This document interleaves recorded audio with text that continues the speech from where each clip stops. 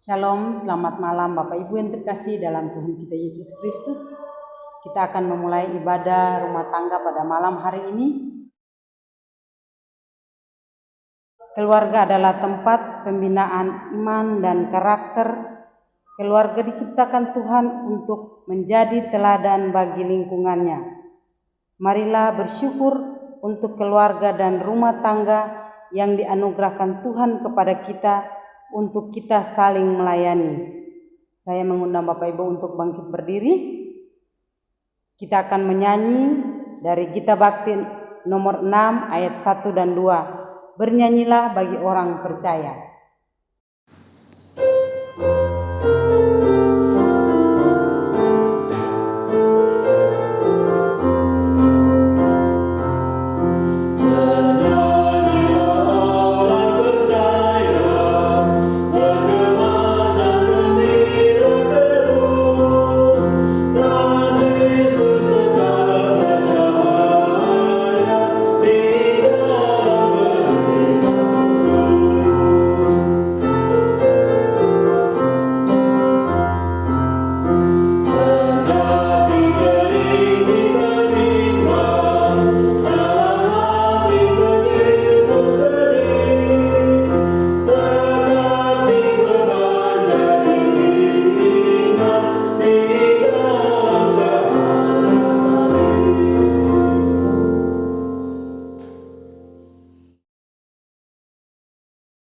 Bapak Ibu, kita satu dalam doa, kita berdoa. Terpujilah Engkau ya Tuhan Allah kami yang bertahta dalam kerajaan surga. Saat ini kami datang kepadamu, kami mengucap syukur buat penyertaan-Mu kepada kami sepanjang hari ini. Tuhan, kami akan memulai ibadah ini, kiranya Engkau mau berkati ibadah ini, mulai dari awal, pertengahan, hingga berakhir ke dalam tangan-Mu saja. Kami juga mau berdoa buat pelayan firman, kiranya Roh Kudus-Mu menyertai pelayan firman yang akan beliau sampaikan. Itu bisa menjadi berkat bagi kehidupan kami. Dalam nama Tuhan Yesus kami berdoa. Amin. Bapak Ibu, kita akan membaca Mazmur pujian yang terambil dari Mazmur 85 ayat 2 sampai dengan ayat yang ke-8. Kita membaca Mazmur secara responsorial. Engkau telah berkenan kepada tanah-Mu ya Tuhan, telah memuliakan keadaan Yakub.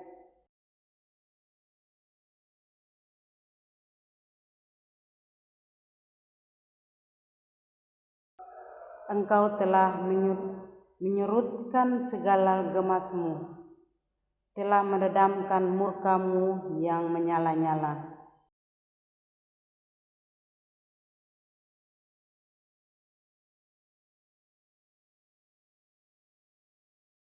Untuk selamanyakah Engkau murka atas kami dan melanjutkan murka-Mu turun-temurun?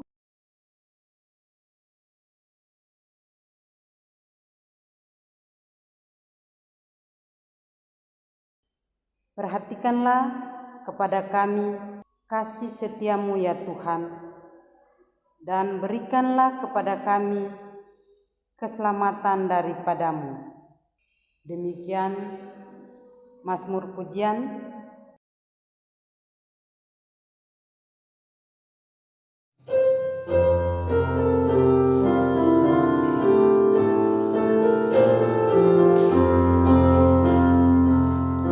Sejahtera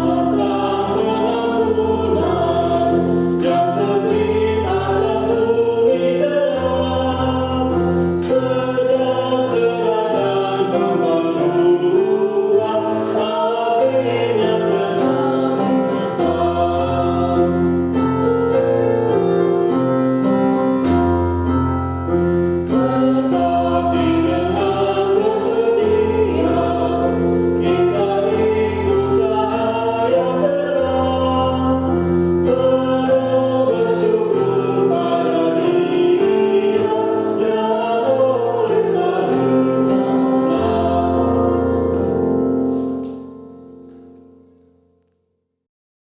Marilah kita berdoa memohon bimbingan Roh Kudus untuk pembacaan dan pemberitaan firman Tuhan.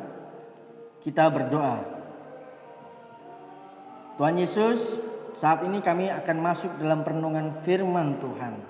Kami percaya Tuhan bahwa hikmat Tuhan, sekalipun kami beribadah di rumah masing-masing, hikmat Tuhan yang akan menuntun kami untuk mengerti, memahami, dan tentunya Tuhan berikan hikmat buat kami untuk menjadi pelaku firman dalam kehidupan sehari-hari kami. Begitu juga dengan hamba-Mu Tuhan, Engkau layakkan, Engkau urapi dalam menyampaikan kebenaran firman Tuhan, sehingga apa yang akan disampaikan ini turut dengan kehendak Tuhan.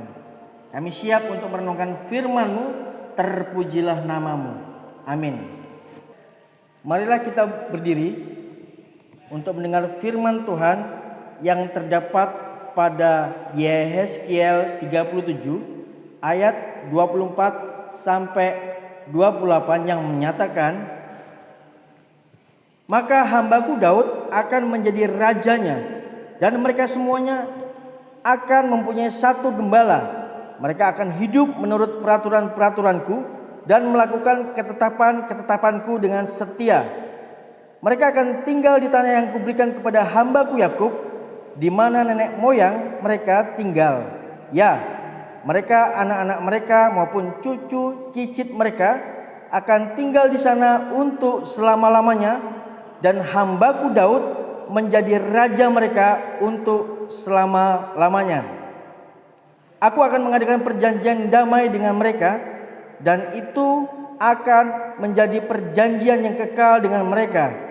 Aku akan memberkati mereka dan membuat mereka banyak, dan memberikan tempat kudusku di tengah-tengah mereka untuk selama-lamanya.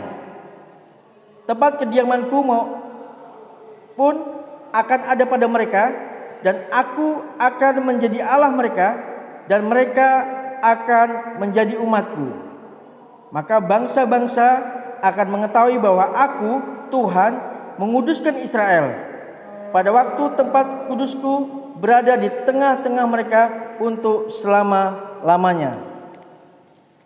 Demikianlah firman Tuhan.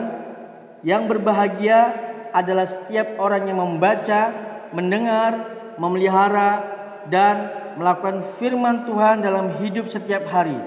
Terpujilah Kristus. Haleluya.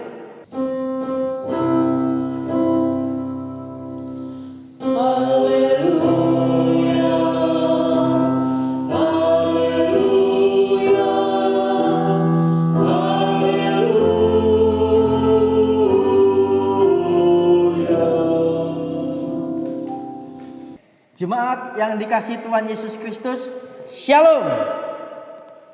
Sebelum kita mendengarkan renungan firman Tuhan, saya berharap jemaat dapat menandai kitab Yehezkiel pasal 37 tadi, karena saya akan mengutip beberapa ayat yang ada di dalam kitab Yehezkiel pasal 37. Berikutnya, mohon jemaat juga untuk membuka dan menandai dengan pembatas, yaitu kitab Matius pasal 1. Saya juga akan mengutip dalam kitab Matius pasal 1 tersebut.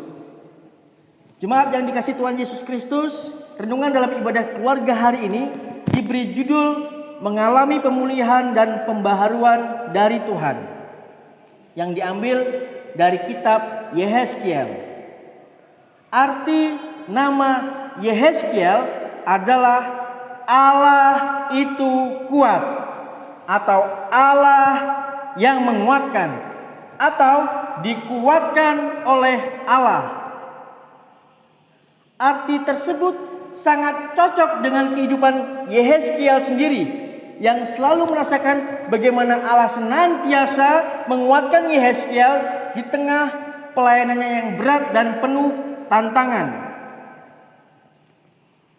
Pada awal pelayanannya, Yehezkiel ini adalah seorang imam dan kemudian dikaruniakan oleh Tuhan untuk menjadi nabi. Nabi Yehezkiel turut serta diangkut bersama dengan seluruh kaum Yehuda yang tersisa di dalam pembuangan di Babel.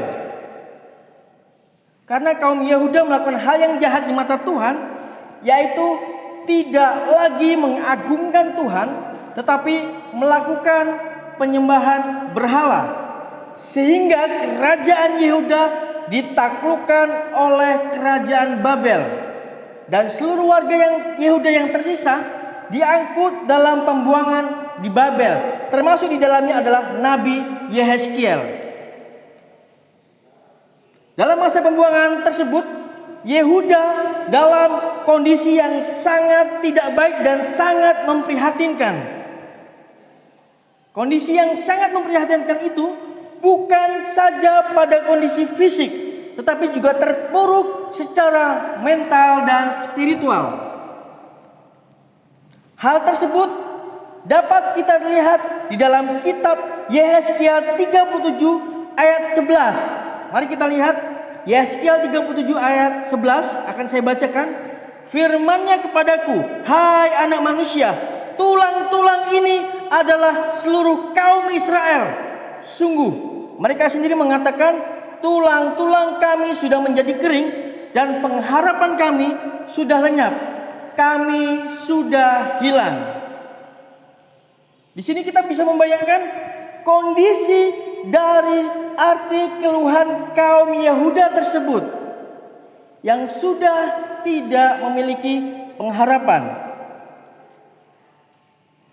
Dalam kondisi yang tidak penuh harapan tadi, dalam kondisi yang tidak memiliki pengharapan tersebut, Tuhan hadir melalui Nabi Yehezkiel untuk meneguhkan dan menguatkan kaum Yehuda yang sedang dalam masa pembuangan tersebut. Di sini bisa dikatakan bahwa Nabi Yehezkiel menyampaikan kabar baik bagi umat yang sedang mengalami kondisi terpuruk dan tidak memiliki pengharapan. Kabar baik yang disampaikan oleh Nabi Yehezkiel bisa kita lihat di dalam kitab Yehezkiel 37 ayat 15 sampai 21. Yaitu Tuhan berfirman melalui Nabi Yehezkiel bahwa seluruh kaum Israel akan dipersatukan kembali.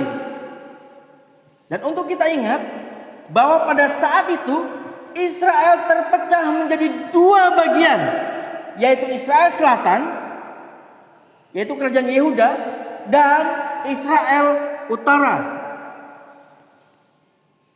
Tetapi kabar baik yang disampaikan Nabi Yehezkiel sesungguhnya adalah di luar nalar atau sesuatu yang sangat mustahil, karena Israel Utara yang terdiri dari 10 suku telah hilang dan musnah sejak dihancurkan oleh kerajaan Asyur. Tetapi kabar baik yang Tuhan janjikan melalui Nabi Yehezkiel dapat mulai kita pahami ketika kita membaca pada ayat 24 sampai 28. Di sini saya akan membacakan kembali ayat 24 sampai 25 saja ya. Maka hambaku Daud akan menjadi rajanya dan mereka semua akan mempunyai satu gembala. Mereka akan hidup menuruti peraturan-peraturanku dan melakukan ketetapan-ketetapanku dengan setia. Mereka akan tinggal di tanah yang kuberikan kepada hambaku Yakub, di mana nenek moyang mereka tinggal. Ya, mereka, anak-anak mereka maupun cucu cicit mereka akan tinggal di sana untuk selama-lamanya, dan hambaku Daud menjadi raja mereka untuk selama-lamanya. Jemaat yang dikasihi Tuhan Yesus Kristus, dari ayat 24 sampai 25 yang kita tadi sudah baca, dapat kita pahami bahwa pembaharuan Israel itu akan terjadi ditandai dengan Daud akan menjadi rajanya. Dan mereka semua akan mempunyai satu gembala. Lalu muncul pertanyaan di benak kita. Pada saat Nabi Yehezkiel menyampaikan nubuatan itu, Raja Daud telah lama wafat. Raja Daud telah lama meninggal. Bagaimana mungkin seorang raja yang telah wafat atau telah meninggal dapat memerintah kembali? mungkin muncul di benak kita pertanyaan tersebut. Tentunya hal itu bukan berarti bahwa Raja Daud bangkit dan muncul dari kuburnya untuk kembali memerintah umat Israel. Di sini sosok Raja Daud dimunculkan sebagai model jenis sang raja yang akan datang memerintah. Mari kita buka tadi kitab Matius yang sudah kita tandai sebelumnya. Kita baca Matius 1 ayat 1 sampai 17, tetapi saya akan membacakan di ayat 17 saja. Matius 1 ayat 17. Jadi seluruhnya ada 14 keturunan dari Abraham sampai Daud.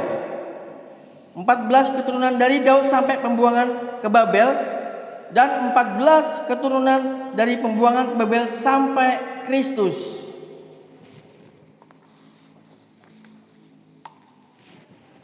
Setelah kita membaca Matius 1 ayat 17 tadi, maka sangat jelas terlihat bahwa silsilah Yesus Kristus adalah keturunan Daud. Sehingga kita bisa menarik kesimpulan bahwa nubuatan yang disampaikan oleh Nabi Yeskiel adalah tentang kerajaan yang kekal, yang akan dipimpin oleh raja yang merupakan keturunan Daud, yaitu Yesus Kristus. Ketika Yesus Kristus memerintah di dalam kerajaannya yang kekal, maka hubungan yang tadinya terpecah, yaitu karena dosa dan pelanggaran, maka hubungan tersebut dipersatukan kembali.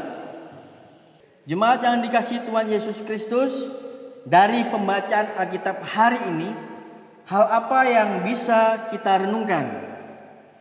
Yang pertama, kehadiran dosa di tengah-tengah bangsa Israel telah merusak hubungan Israel dengan Tuhan dan telah mencerai-beraikan kerajaan mereka menjadi kerajaan utara, menjadi Israel Utara dan menjadi Israel Selatan. Yang kedua,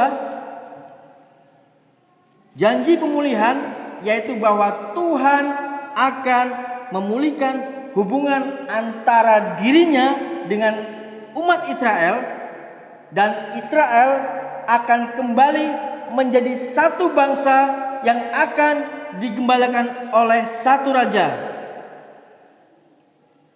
Hal ini mengandung suatu penegasan bahwa kekuatan kuasa dosa yang telah mencerai-beraikan akan dikalahkan oleh kuasa Tuhan yang mempersatukan.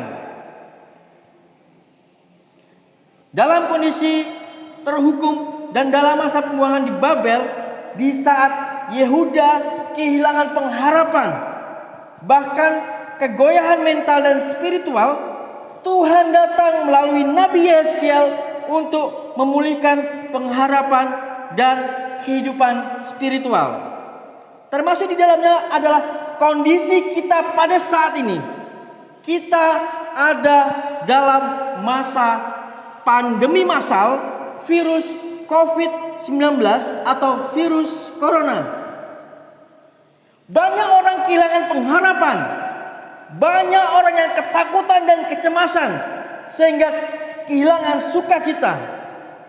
Maka firman Tuhan hari ini mau mengingatkan kepada kita semua untuk tetap percaya bahwa ada Tuhan yang sanggup menolong kita.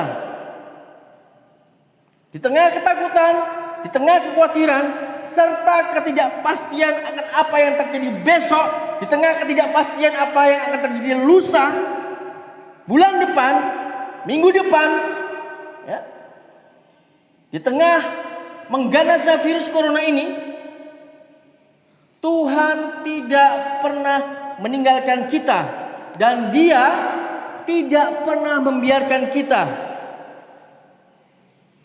Kita tidak perlu takut. Yang perlu kita lakukan hanyalah perlu waspada dan berjaga-jaga, dan tentunya tetap bertekun dalam doa serta mengikuti anjuran pemerintah dan majelis sinode. Mari kita tunjukkan bahwa kita ini adalah umat yang percaya bahwa pemulihan dan pembaharuan dari Tuhan akan segera datang. Pemulihan akan situasi dan kondisi, pemulihan akan pekerjaan dan keuangan, pemulihan akan kesehatan bagi yang saat ini mengalami sakit. Demikian renungan hari ini. Tuhan Yesus memberkati. Amin.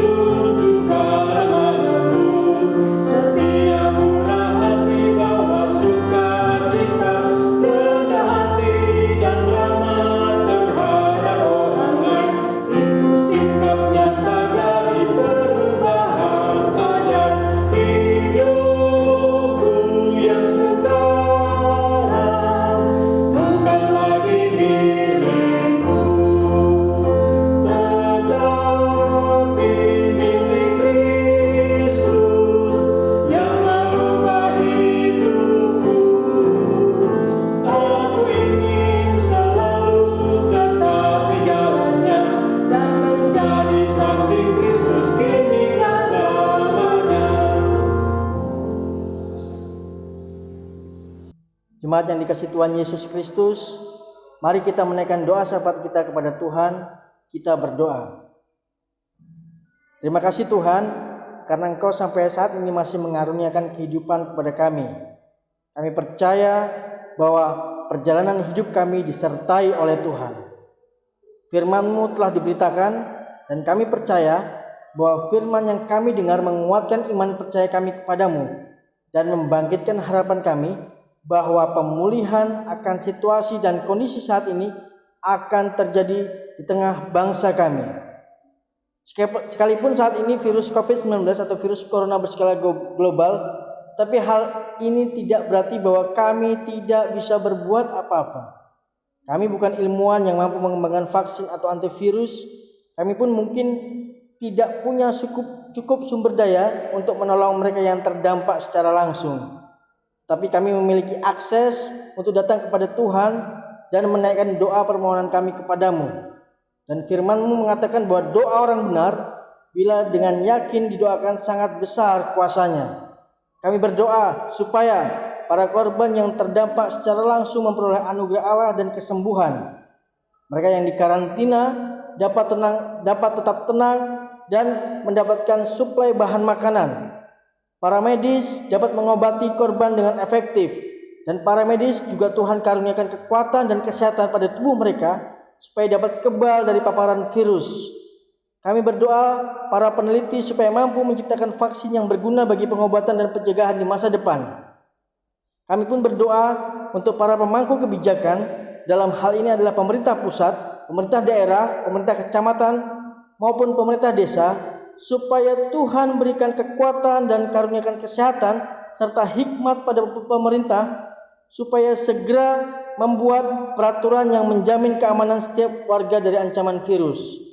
Berikutnya kami juga berdoa untuk seluruh individu warga negara supaya Tuhan berikan pemeliharaan atas kehidupan mereka, pemeliharaan atas kesehatan, pemeliharaan atas finansial atau keuangan, dan pemeliharaan serta jawaban doa atas apapun pergumulan kehidupan kami. Dan kami pun berdoa untuk seluruh gereja dan seluruh gereja-gerejamu di muka bumi, termasuk di dalamnya adalah GPIB Marturia Lojanan, untuk dapat memberitakan kabar baik bagi seluruh jemaat dan kabar baik bagi seluruh umat di muka bumi di tengah situasi dan kondisi yang kelihatannya tidak baik.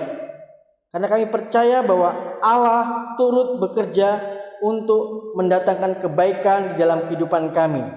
Dengarlah doa kami ya Tuhan, dan doa yang kurang sempurna ini kami sempurnakan di dalam doa Bapa kami yang telah Tuhan ajarkan. Bapa kami yang di sorga, dikuduskanlah namamu, datanglah kerajaanmu, jadilah kehendak-Mu di bumi seperti di sorga. Berikanlah kami pada hari ini makanan kami yang secukupnya, dan ampunilah kami akan kesalahan kami, seperti kami juga mengampuni orang yang bersalah kepada kami. Dan janganlah membawa kami ke dalam pencobaan, tapi lepaskanlah kami daripada yang jahat.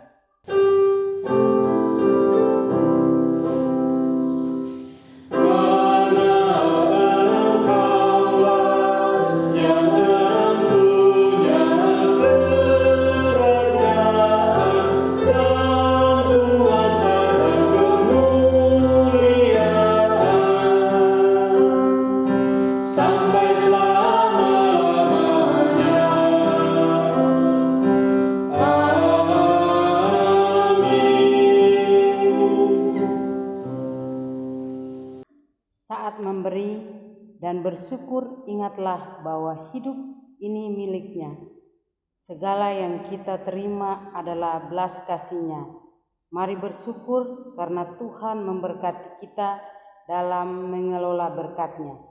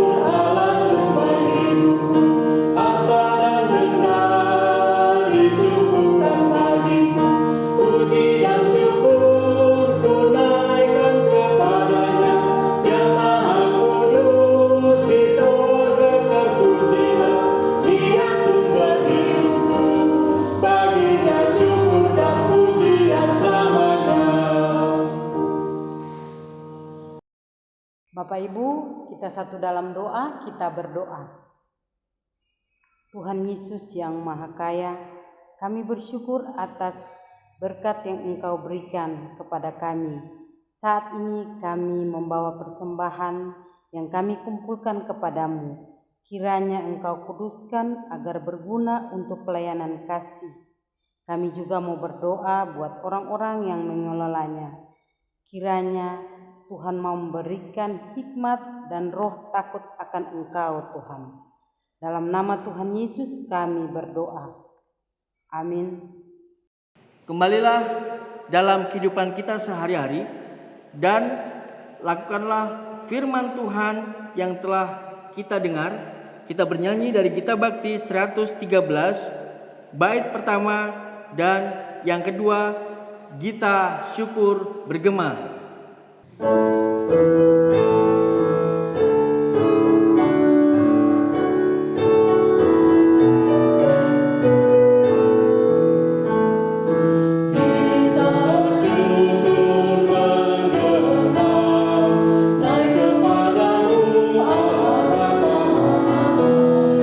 Kami bersyukur, kami berpasrah.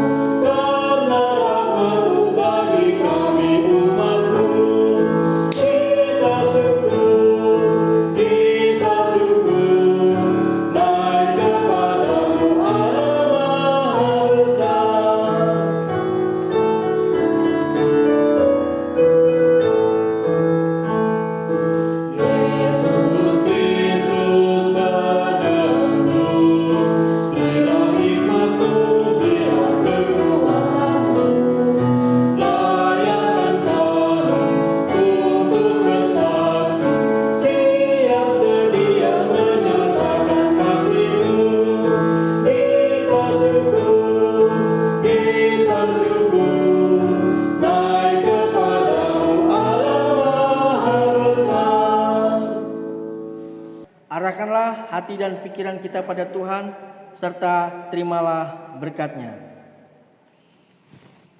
Tuhan memberkati engkau dan melindungi engkau.